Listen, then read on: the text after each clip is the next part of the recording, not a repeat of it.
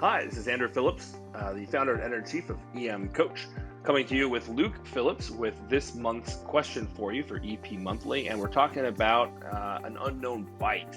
And this is pretty common in those summer months. People hear a sound and they have to stick their hand in there and see what's going on. In this case, this is a snake handler, and so it's a different circumstance. But, it's the same idea, whether the stem is talking about a snake handler or someone out in the yard, they hear something, they end up putting their hand down in there.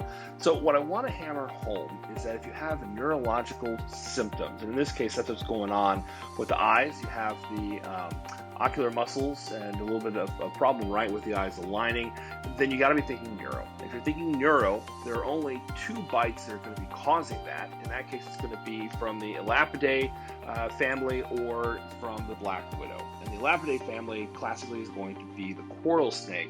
And you're going to have some local swelling, but you can eventually get respiratory paralysis. You're going to have neuromotor weakness, and that's what's causing the change in his eyes and the difficulty with the extraocular muscles. So the key to this, because you can think of all sorts of problems, right? Local swelling, and then if you start talking about rattlesnakes and such with your Crotalinae family, you could be talking about bleeding.